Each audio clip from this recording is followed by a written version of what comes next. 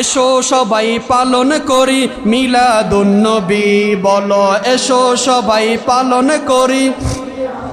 নবীজি শ্রেষ্ঠ নিয়ামত কোরআনে পাবি, নবীজি শ্রেষ্ঠ নিয়ামত কোরআনে পাবি।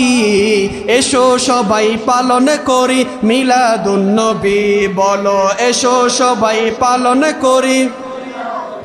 নবীজি শ্রেষ্ঠ নিয়ামত কোরআনে পাবি, নবীজি শ্রেষ্ঠ নিয়ামত কোরআনে পাবি। এসো সবাই পালন করি। আবু লাহাব কাফের হইয়া মিলাদুন্নবীর খুশি হইয়া, আবু লাহাব কাফের হইয়া মিলাদুন্নবীর খুশি হইয়া কবরতে পাইল শান্তি হাদিস বুখারী, কবরতে পাইল শান্তি হাদিস বুখারী। এসো সবাই পালন করি মিলাদুন্নবী, বলো এসো সবাই পালন করি। নবীজি শ্রেষ্ঠ নিয়ামত কোরআনে পাবি, নবীজি শ্রেষ্ঠ নিয়ামত কোরআনে পাবি। এসো সবাই পালন করি, সবাই এসো সবাই পালন করি। নবীজি শ্রেষ্ঠ নিয়ামত কোরআনে পাবি, নবীজি শ্রেষ্ঠ নিয়ামত কোরআনে পাবি। এসো সবাই পালন করি। আপনাদের কি কষ্ট হয়? আর অল্প অতক্ষণ সময় দিন, ইনশাআল্লাহ আধা ঘন্টার মধ্যে আমরা শেষ করে দিব। তো দেখেন আমি কোন কথায় আসলাম। আম্মাজান খাদিজা যখন চলে গেলেন, আমার নবীজি এত কষ্ট পেলেন। আমার নবীজির কেউ নাই, চাচা আবু তালেবও চলে গেলেন। আল্লাহ নবীকে এত নির্যাতন করেছেন। মক্কার কাফের বেঈমানরা, উতবা সাইবা আবু জাহেল ঘোষণা দিয়ে দিল যে তোমরা যদি মুহাম্মদের গর্দান আনতে পারো আমরা তোমাদেরকে 300 উট দিব। বলুন নাউজুবিল্লাহ। আবু জাহেল যখন ঘোষণা দিয়ে দিলেন তোমরা যদি মুহাম্মাদুর রাসূলুল্লাহ সাল্লাল্লাহু আলাইহি সাল্লামকে যদি আনি দিতে পারো আমরা তোমাকে 300 উট দিব। এক বিয়াদব এক কাফের এই কথা শোনার পর আমার নবীজির গর্দান আনার জন্য গিয়েছে। বলো নাউজুবিল্লাহ। হযরত ওমরের কাহিনী শুনেন। হযরত ওমর ফারুক রাদিয়াল্লাহু তাআলা আনহু এমন সাহাবী ছিলেন যিনাকে দেখলে শয়তান পর্যন্ত ভয় পায়। হযরত ওমর বলেন আমি আমার নবীজির গর্দান আনার জন্য মদিনায় যাই, মক্কায় যাই। তার বন্ধুর সাথে দেখা হলো। তার বন্ধু বলে ওমর তুমি মুহাম্মদের গর্দান আনার দরকার নাই, তোমার ঘরে যাও, তোমার বোন বগ্নিপতিরা কালিমা পড়ে মুসলমান হয়ে গিয়েছে।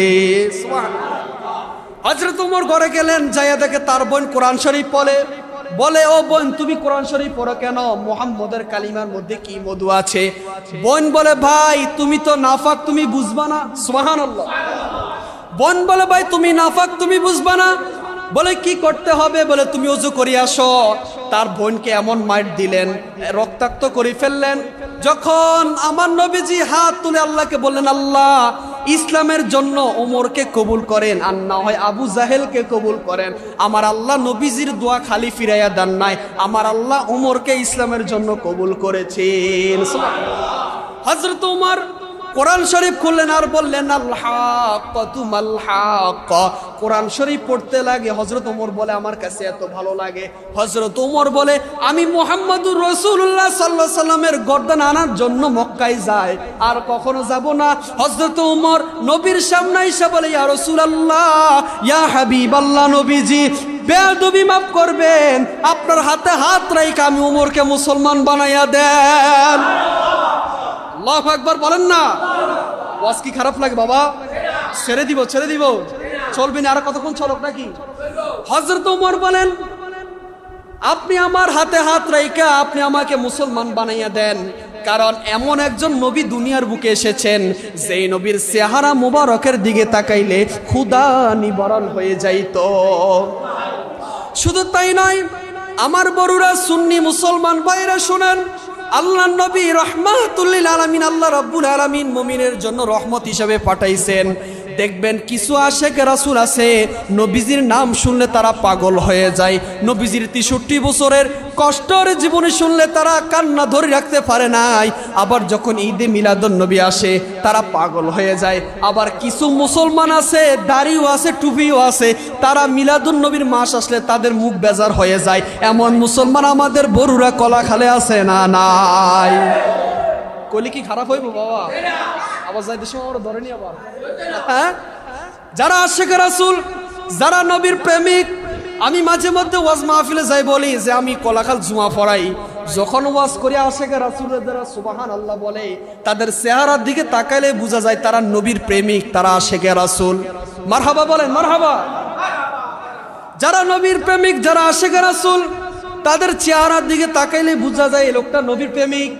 কলাখাল মানুষের টাকা পয়সা নাই, অনেক গরিব আমি জানি, তারপর তারা মিলাদুন নবীর মাহফিলে দান করে, তারা কোনো অনুষ্ঠান বাদ রাখে না। এটাই আশেক রাসূল পরিচয়, এরাই হলো মুমিন। কথা বলুন ঠিক কিনা? আল্লাহ বলেন লা ইউমিনু আহাদুকুম হাত্তা আকুনা আহাব্বা ইলাইহি মিন ওয়ালিদিহি ওয়া ওয়ালাদিহি ওয়ান নাসি আজমাইন। ও বন্ধু আমার, তাদেরকে বলে দেন তারা যদি আপনি নবীর সুন্নতকে ভালোবাসে, তারা আমি নবীকে ভালোবাসলো, তারা আমি নবীকে ভালোবাসলে তারা আমি নবীর সাথে একই জান্নাতে থাকবে। এখন নবীর সুন্নত হলো দাড়ি, নবীর সুন্নত হলো পাঞ্জাবি, নবীর সুন্নত হলো নামাজ রোজা। নাকি নামাজ পড়া কি ফরজ? নামাজ পড়া কি? এখন কিছু মানুষ আছে নবীকে গালি দেয়। নবীকে গালি দেয় কিভাবে? যে আমার নবীজি মিলাদুন নবী করে নাই। তো আল্লাহ কোরআনে কয় কুল বিফাদলিল্লাহি ওয়া বিরহমাতিহি ফাবিযালিকা ফালইফরাহু। বন্ধু আমার, আপনার উম্মতদেরকে জানিয়ে দেন তারা যদি আমি আল্লাহর পক্ষ হতে রহমত পাই এবং ফজল পাই, তারা যেন মিলাদুন নবী করে। আমরা আশেকে রাসূলুল্লাহ এই জন্য মিলাদুন নবী পালন করি, কারণ আবু লাহাব নবীজির জন্মদিন পালন কইরা খুশি হইয়া জান্নাত পেয়ে গেছে যে একদিন। তাহলে আমাদের বিশ্বাস হলো আবু লাহাব যদি সপ্তাহে একদিন কবরে আযাব মাফ হয়ে যায়, আমাদের কলাখালের মানুষদের আশা ভরসা আছে আমরা নবীর মিলাদুন নবী পালন করার কারণে আমাদের কবরে শান্তি আসবে নাকি? আসবে নি? তাহলে বোঝা গেল যারা নবীর আশেক, যারা নবীকে ভালোবাসে, যারা নবীর প্রেমে রঙিন হয়ে যায়, তারা কখনো লাল চক্ষুকে ভয় পায় না। যারা নবীর আশেক, টাকা পয়সা নাও থাকতে পারে, কিন্তু তারা কখনো নবীজিকে ছাড়তে পারে না। কারণ দেখবেন মুহররম মাস আসলে, মিলাদুন নবীর মাস আসলে দেখবেন অনেক ভাইরা বলবে যে সুন্নিরা নবী নবী করে কি নাই? আছে না নাই? আপনি যখন মারা যাবেন কবরে নামাইলে কি পড়তে হয় কেউ জানেন? যখন মাটি দেয় তখন কি পড়তে হয়? মিনহা খলাকনাকুম। দেখেন আমার আল্লাহ বলেন কোন মুসলমান যদি জানাজার পরে 40 কদম হাইটা যদি কোনো মুসলমানকে যদি কবরে রাখা হয়, যদি 40 কদম হাঁটতে পারে, 40টা কদম দিতে দেরি হয়, আমার আল্লাহ তার 40টা গুনাহ মাফ করে দেয়। আল্লাহু আকবার। দেখেন আমরা যে মুসলমান হয়েছি বাবা, এত খুশি আমরা, এত আনন্দ, আল্লাহর কাছে কি বলে শুকরিয়া আদায় করব। কোন হিন্দু মারা গেলে জানাজা দেয় না, জানাজা দেয়? হিন্দু মারা গেলে জানাজা দেয় না, খ্রিস্টান মারা গেলে জানাজা দেয় না, কাফের মারা গেলে জানাজা দেয় না, মুসলমান মারা গেলে জানাজা দেয়। মুসলমান মারা গেলে মিলাদের আয়োজন করা হয়, মুসলমানের ঘরে মিলাদের আয়োজন করা হয়, হিন্দুর ঘরে মিলাদের আয়োজন করা হয় না। এটাই বোঝা যায় যারা মুসলমান তারাই হলো শ্রেষ্ঠ। বলুন না সুবহানাল্লাহ। আমার আল্লাহ বলেন ওয়ামা খালাকাতুল জিন্না ওয়াল ইনসা ইল্লা লিয়াবুদুন। আল্লাহু আকবার। আল্লাহ বলেন আমি মানুষ এবং জিন জাতিকে সৃষ্টি করেছি তারা যেন আমি আল্লাহর ইবাদত করে। বলুন আমরা সবাই ইবাদত করি কার? আমরা সবাই নামাজ পড়ি কার? আমরা সবাই রোজা পালন করি কার জন্য? আল্লাহ বলেন কুল ইন্না সলাতি ওয়া নুসুকি ওয়া মাহইয়ায়া ওয়া মামাতি লিল্লাহি রাব্বিল আলামিন। প্রত্যেকে জবানটা বড় করি বলুন না সুবহানাল্লাহ। আল্লাহ বলে বান্দা নামাজ রোজা হজ যাকাত সবকিছু কার জন্য? দুনিয়ার বুকে আপনার সন্তান হলে আপনি সফল, দুনিয়ার বুকে 10 তলা বিল্ডিং করলে আপনি সফল। আল্লাহ বলে বান্দারে কবরে যখন যাইবা, কবরের মধ্যে তোমার 10 লাখ টাকা ঘুষ খাওয়াইয়া তোমার কবরে প্রশ্নের উত্তর দিতে পারবা না। দুনিয়ার বুকে টাকা দিয়া চাকরি করা যায়, দুনিয়ার বুকে টাকা দিয়া সম্মান পাওয়া যায়, কিন্তু কবরে যখন যাইবা, যখন বলবে মার রব্বুকা ওয়া মা দীনুকা, তখন তুমি যদি কবরে প্রশ্নের উত্তর দিতে পারো, আমার নবী তোমার কবরে হাজির হইয়া যাবে। আর যদি তুমি কবরে প্রশ্নের উত্তর না দিতে পারো, তাহলে তোমার জিন্দেগি আর সফল হইল না। দেখেন আমাদের কলাখালে বিল্ডিং আছে না নাই? 4 রুম 3 রুম 2 রুম এরকম আছে না নাই? তো আমরা বিল্ডিং বানাইছি কার জন্য? স্ত্রীর জন্য। বিল্ডিং বানাইছি কার জন্য? ছেলে মেয়ের জন্য, ঠিক কিনা বাবা? তো আল্লাহ বলে বান্দা দুনিয়া থাকার জন্য যেমন তুমি ধন সম্পদ রেডি করে রাখছো, তেমন কবরের জন্য তুমি নেক আমল করে রাখো। বলে কে কেমন নেক আমল? বান্দা তুমি রোজা রাখো, নামাজ পড়ো, বান্দা তুমি সুদ খাইও না, বান্দা তুমি ঘুষ খাইও না, বান্দা তুমি অন্যের হক খাইও না। এটা ভিতরে যদি তুমি থাকতে পারো তাহলে তুমি সফল। যেমন ভাবে আমরা চট্টগ্রাম ঢাকা যখন সফর করতে যাই, 1 সপ্তাহের জন্য যাই, আমাদের পোশাক জামা কাপড় নিয়ে যাই না থাকার জন্য। তো বান্দা আল্লাহ বলে বান্দা চট্টগ্রাম যাইলে 1 সপ্তাহের জন্য যেমন জামা কাপড় নিয়ে যাও, খাবার নিয়ে যাও, বান্দা কবরে তো আসবা, কবরের জন্য সামান নিয়ে আসো। ওই সামান দুনিয়ার সামান নয়, ওই সামান হলো তোমার নামাজ। সুবহানাল্লাহ। এভাবে কেউ ওয়াজ করে শোনাবে? বলেন এইভাবে বুঝায়, তারপর যদি নামাজ না পড়েন তাহলে করার কিছুই নাই। আমার বিশ্বাস কলাখালের মা বোনের অনেক ভালো, ঠিক কিনা বলেন? এখানে এমন কেউ আসেনি যে বউকে মারেন? আসেননি? আসেন, মাঝে 2-1 আছে। তো কেউ বউকে মারবে না, কারণ স্ত্রী হলো আপনার জন্য নিয়ামত। স্বামীর জন্য বিবি নিয়ামত, বিবির জন্য স্বামী নিয়ামত। কখনো স্ত্রীর গায়ে হাত তুলবেন না, কারণ মহিলার অনেক নরম মানুষ। আল্লাহর নবী কখনো স্ত্রীদেরকে ধমক দেন নাই, বিবিদেরকে ধমক দেন না। আম্মাজান ফাতেমা বলেন, ইয়া রাসূলুল্লাহ, আমার স্বামী মাওলায়ে আলী, তার তো টাকা পয়সা নাই, ধন সম্পদ নাই। আমার নবী বলেন, আমি টাকা পয়সা ধন সম্পদওয়ালা লোকের সাথে তোমাকে বিবাহ দিই নাই, আমি দেখেছি তার ভিতরে আল্লাহর ভয় আছে কিনা। সুবহানাল্লাহ। মাওলা দুনিয়ার বুকে এমন একজন মানুষকে আল্লাহ খানে কাবার মধ্যে, কাবা ঘরের মধ্যে জন্ম দিয়েছেন, উনি হলেন শেরে খুদা মাওলায়ে আলী। বলুন না সুবহানাল্লাহ। আমার নবী বলেন, আমি হলাম এলেমের শহর, সেই শহরের দরজা হলো আমার মাওলায়ে আলী। বলুন না সুবহানাল্লাহ। মাওলায়ে আলীকে যখন কাফেররা দেখতো এমন ভয় পাইতো, মাওলায়ে আলীকে যখন কাফের দেখতো কাফেররা সামনে যাইতো না। মাওলায়ে আলী ছিলেন এমন একজন আলী, যে আলীকে দেখলে কাফেররা ভয় পাইতো, যে আলীকে দেখলে সকল মানুষ ভয় পাইতো। তাহলে বুঝে গেছে যদি ভিতরে ঈমান থাকে তাহলে শয়তানও দেখলে ঈমানদারকে ভয় পায়। তাহলে বুঝা গেল নবীজির আগমন আসলে, নবীজির আগমনের মাস আসলে যারা আশিক রাসূল, যারা ঈমানদার, তারা খুশি হয়। যেহেতু কালকে আমাদের জুমা, তা কালকে আবার আলোচনা হবে, তো আমি সংক্ষিপ্তভাবে বলি। দেখেন আম্মাজান আয়েশা বলেন, আমার নবীজি এমন নবী ছিলেন, আমি আয়েশা একদিন সুই দিয়া আমি কাপড় চোপড় সিলাইতেছিলাম, আমার হাত থেকে সুইটা পড়ে গেল, আমি আর পাইলাম না। এমন সময় আমার নবীজি আমার ঘরে আসলেন। আমার ঘরে আসার সাথে সাথে নবীজির চেহারা মুবারকের আলোতে আমার সুইটা দেখতে পেলাম। সুবহানাল্লাহ। তো আমার নবীজি যে নূরের নবী, হায়াতুন নবী, জিন্দা নবী, এখানে আর কোনো সন্দেহ আছে? হযরত আবু হুরায়রা বলেন, আমার নবীজির চেহারার দিকে আমি একবার তাকাইলাম, চাঁদের দিকে একবার তাকাইলাম, আমি দেখতে পেলাম আসমানের চাঁদ কি সুন্দর, তার থেকে দ্বিগুণ, তার থেকে কোটি কোটি গুণ আমার নবী সুন্দর। সুবহানাল্লাহ। দেখেন রাত্র 2টা-3টা বাজে যখন আপনি বাইরে বের হন, দেখবেন আকাশের যে চাঁদ তারকার আলোতে আমরা কিছু হট দেখি, কিন্তু হযরত আবু হুরায়রা বলেন, আমি যখন রাস্তা দিয়ে বের হই আমি দেখতে পাই আমার নবীজির চেহারা মুবারকের আলোতে অন্ধকার পর্যন্ত আলোকিত হয়ে যায়। বলেন না সুবহানাল্লাহ। ওই নবীকে পেয়ে যারা মুমিন, যারা আশিক রাসূল, তারাই খুশি হবে, আর বাকিরা বেজার থাকবে, ঠিক কিনা? এখন আসুন আমরা নবীজির শেষের দিকে চলে যাই। আমার নবীজি যখন ইন্তেকাল করবেন, নবীজির একজন সাহাবী ছিল, যিনার নাম হলো হযরতে বেলাল। নাম কি? হযরতে বেলাল। বেলালের আলোচনাটা শুনেন 15 মিনিট সময়। হযরতে বেলাল এমন পাগল সাহাবী ছিলেন, তার ঘরবাড়ি ছিলেন না, এত গরিব ছিলেন, তার কাছে কেউ মেয়ে বিবাহ দেয় না, এত কালো, কুচকুচে কালো। কিন্তু হযরতে বেলাল যখন মাইকের সামনে যখন আজান দেয়, ডাইনে 41 কিলোমিটার, বামে 41 কিলোমিটার, সামনে 41 কিলোমিটার, উপরে আরশে আজিম। সুবহানাল্লাহ। আমাদের মুয়াজ্জিন গুলা যখন আজান দেয়, যদি 100 মাইক লাগান, হাইস্টে কত দূর যাবে? 10 কিলো 20 কিলো। আর দুইটা মাইক লাগালে 1 কিলো যায় না। কিন্তু হযরত বেলাল তখন তো মাইক ছিল না। হযরত বেলাল যখন আশহাদু আন্না মুহাম্মাদুর রাসূলুল্লাহ বলতো, মক্কা নগরে যারা নবীর আশিক সাহাবীরা ছিল তারা কান্নার রুল পড়ে গেল। হায়রে হযরত বেলাল যখন নবীর নাম নিত, এত মধুর কণ্ঠ, এত সুন্দর কণ্ঠ, হযরত বেলাল আজান দিত, ডাইনে 140 কিলোমিটার চলে যাইত। যেদিন হযরত বেলাল আজান না দিত ওই দিন সুবহে সাদিকও হইতো না। সুবহানাল্লাহ। আমার নবীজি জান্নাতে গেলেন, আমার নবীজি জান্নাতে যাইয়া একজন মানুষের হাঁটার আওয়াজ শুনতে পেলেন। জিব্রাইলকে বললেন, ভাই জিব্রাইল, আমি যে জান্নাতে আসছি, জান্নাতে একজন মানুষের হাঁটার আওয়াজ শুনতে পাই, ওই মানুষটাকে বলে, ইয়া রাসূলুল্লাহ, ইয়া হাবিবাল্লাহ, এই লোক কোনো সাধারণ লোক না, এই লোক হলো আপনার বেলাল। বলো না সুবহানাল্লাহ। তো বেলালের মতো আমাদের ঈমানকে মজবুত করতে হবে না ইনশাআল্লাহ। দেখেন বন্ধুগণ আমার, হযরত বেলাল হাবশী রাদিয়াল্লাহু তাআলা আনহু কেমন সাহাবী ছিলেন।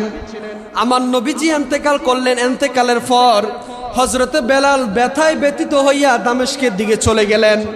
6 মাস হয়ে গেল হযরত বেলাল মদিনায় আসেন না। আমার নবী রাহমাতুল লিল আলামিন বেলালকে স্বপ্ন দেখায়, ও বেলাল, তুমি কি আমি নবীকে ভুইলা গেছো? হযরত বেলাল বলেন, লাব্বাইকা ইয়া রাসূলুল্লাহ, আমি আপনাকে ভুলি নাই। যদি আমি মসজিদে নববীতে থাকি, আমি যদি আজান দিই, যদি আপনি নবী যদি ইমামতি না করেন, আমি বেলাল সহ্য করতে পারবো না। হে আমার সুন্নি ভাইরা, আশিক রাসূল ভাইরা, শুনেন, আমার নবী স্বপ্নে দেখায়, ও বেলাল, তুমি কেন মদিনায় থেকে চলে গেছো? সকল সাহাবীদের কণ্ঠেরা সালাম শুনি, সকল সাহাবীরা আমার রওজার সামনে আইসা আসসালাতু ওয়াসসালামু আলাইকা ইয়া রাসূলুল্লাহ বলে, কিন্তু তোমার মুখের সালাম আমি শুনি না। তুমি কি আমার সাথে রাগ করেছ? হযরতে বেলাল স্বপ্ন দেখার পর হাউ মাউ করে চিৎকার করে কান্না করে পরের দিন দামেস্কে থেকে হাইটা হাইটা মদিনাতুল মুনাওয়ারা চলে আসলেন। আসার পর সকল সাহাবীরা বলতে লাগলেন, হযরতে বেলাল আসছে, মনে হয় আমার নবী আসছে। সুবহানাল্লাহ। হযরতে বেলাল যখন নবীজির রওজার সামনে যাইয়া আসসালাতু ওয়াসসালামু আলাইকা ইয়া রাসূলুল্লাহ বলে, আর সকল সাহাবীরা বলে, ও আশিক রাসূলেরা রে, সকল সাহাবীরা বলে, যেহেতু বেলাল আসছে, যেহেতু মুয়াজ্জিন আসছে, মনে হয় আমার নবীও আসবে। আল্লাহু আকবার।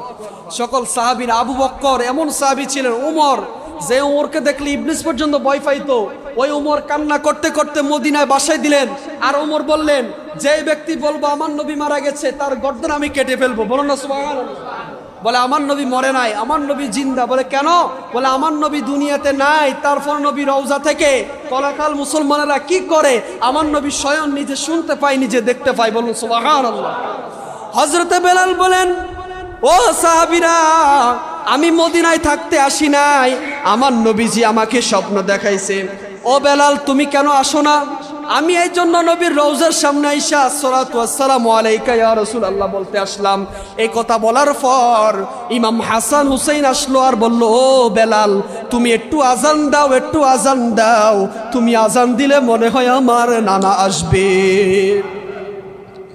ইমাম হাসান হুসাইন যখন বেলালের হাত বাড়াই ধরলেন, বেলাল চোখের পানি ছেড়ে বললেন, ও নাতিরা রে, তোমরা যখন আমার নবীর কাছে আবদার করতা, আমার নবী কখনো তোমার আবদার ফেলতো না। আমি বেলাল যদি তোমার কথা মতো যদি আজান না দিই, হাসরের ময়দানে আমি বেলালের কি অবস্থা হবে? হযরতে বেলাল যখন মিম্বরে দাঁড়িয়ে গেলেন, যখন আশহাদু আন্না মুহাম্মাদুর রাসূলুল্লাহ বললেন, বেলাল চিৎকার মেরে অজ্ঞান হয়ে পড়ে গেলেন। সকল সাহাবীরা আসলেন, আয়েশা বলো, বেলাল তুমি কেন অজ্ঞান হয়ে পড়ে গেলা? হযরতে বেলাল ডাক দিয়া বলো, সাহাবীরা রে, আমি যখন আশহাদু আন্না মুহাম্মাদুর রাসূলুল্লাহ বলতাম, আমি আমার নবীকে সরাসরি মিম্বরে দেখতে পেতাম। ও সাহাবীরা, শুনো শুনো শুনো, আমি যখন মিম্বরে দাঁড়িয়ে আশহাদু আন্না মুহাম্মাদুর রাসূলুল্লাহ বলতাম, আমি যখন ডাইনে তাকাইতাম, আমি দেখতাম আমার নবীজি সামনে বসা। আজকে আশহাদু আন্না মুহাম্মাদুর রাসূলুল্লাহ বলেছি, আমার নবীকে দেখি নাই, দেখি নাই, এই জন্য আমি বেলাল সহ্য করতে পারি নাই। ডাইন হাত তুলে বলেন, ইয়া রাসূলুল্লাহ। এই কথা বলার পর হযরতে বেলাল অজ্ঞান হয়ে পড়ে গেল। মক্কা নগরীতে সকল সাহাবীদের কান্নার রোল ফেলে গেল। সকল সাহাবীরা বলে, ও বেলাল তুমি আর দামেস্কের দিকে যাইও না। বলে কেন?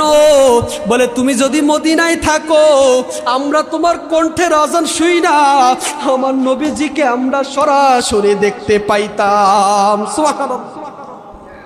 কিতাব প্রমাণ করে হযরতে বেলাল এমন কালো ছিল, হযরতে বেলাল যখন নবীর নাম মুবারক বলতো মক্কার কাফেররা পাগল পারা হইয়া যাইত। নবীর নাম যখন হযরতে বেলাল যখন নবীর নাম মুবারক বলতো আবু বকর চিৎকার মেরে উঠতেন। নবীর নাম মুবারক যখন ওমর শুনতো, এত গরম সাহাবী যখন ওমর শুনতো চিৎকার মেরে উঠতেন আর বলতেন যতদিন পর্যন্ত আমার নবী না আসবে ততদিন পর্যন্ত আমি বেলাল আর আসবো না। আল্লাহু আকবার। সকল সাহাবীরা কান্নার রোল পড়ে গেল আর বলতে লাগলো, বেলাল তুমি আর কখনো দামেস্কের দিকে যাইও না, তুমি যদি মদিনায় থাকো তাহলে আমরা সবাই তোমার কণ্ঠের আজান শুই না, নবীজির কথা স্মরণ রাখবো। সুবহানাল্লাহ। বেলাল চিৎকার মেরে ব্যথায় ব্যথিত হইয়া গেল। বেলাল ডাক দিয়া বলো, আশেক রাসূলেরা রে, ও আবু বকর তুমি কি আমাকে নবীকে আইনা দিতে পারবানি? যদি তুমি আমাকে নবীকে আইনা দিতে পারো আমি আর কখনো দামেস্কের দিকে যাব না। আবু বকর কান্না করতে করতে আবু বকর অজ্ঞান হয়ে গেল। তার মানে বোঝা গেল সাহাবীরা যেমন নবীকে ভালোবেসেছে আমরা আশেক রাসূলরা যদি নবীকে এমন ভাবে ভালোবাসি আমাদেরকে আমার নবী হাসর ময়দানে সুপারিশ করবে, ঠিক কি না? বলেন মদিনা মদিনা আশেক ও মুমিনের, বলেন মদিনা মদিনা। ও ভাই দিদার চেয়ে কাঁদো তোমরা, দিদার চেয়ে।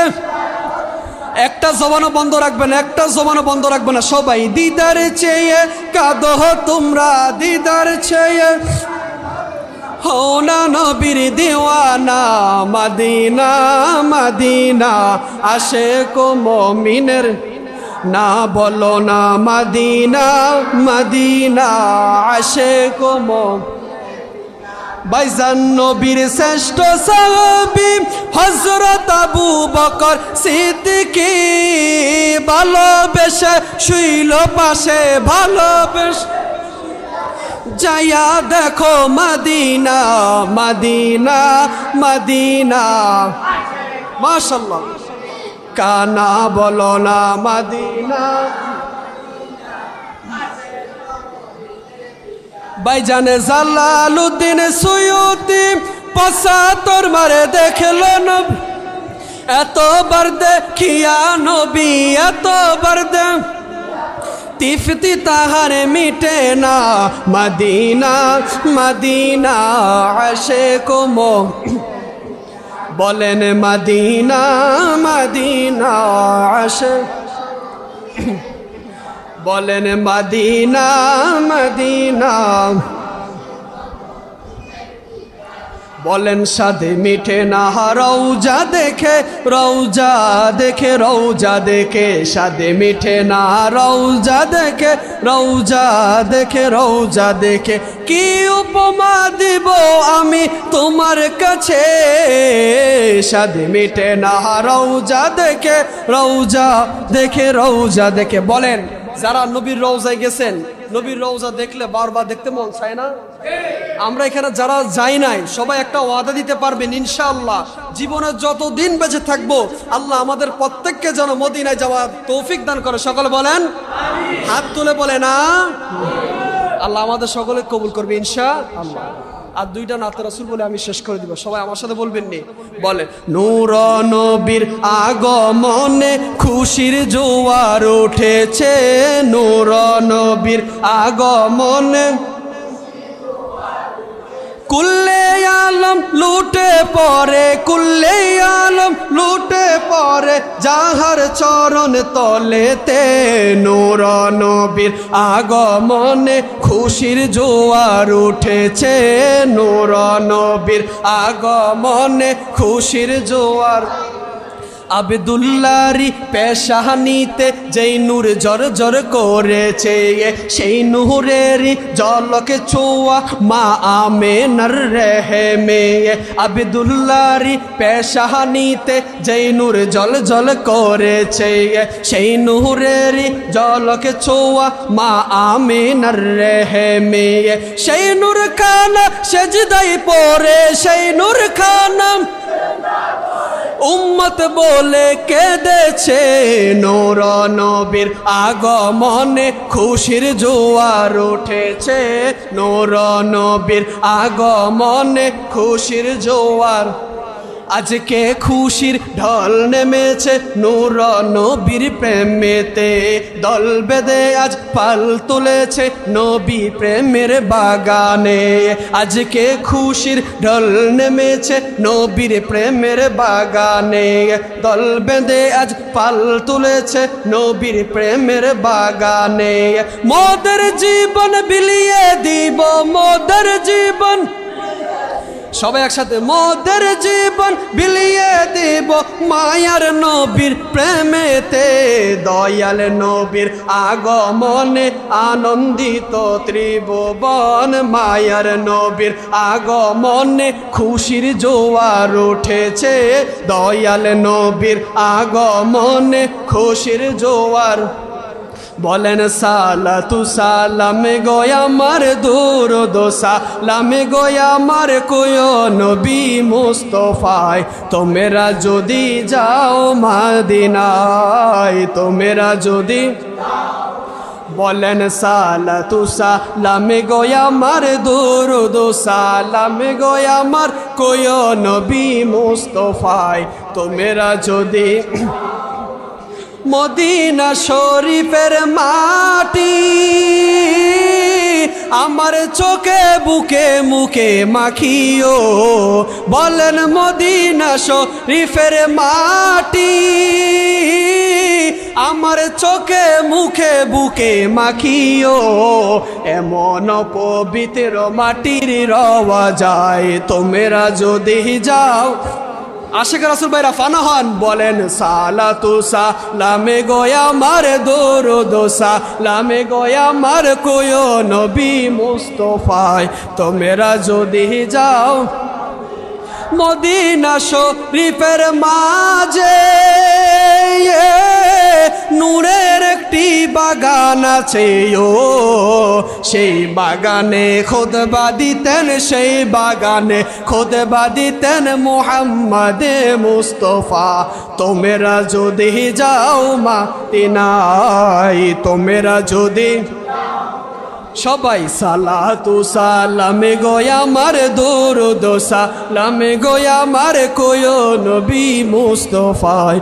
তোমরা যদি যাও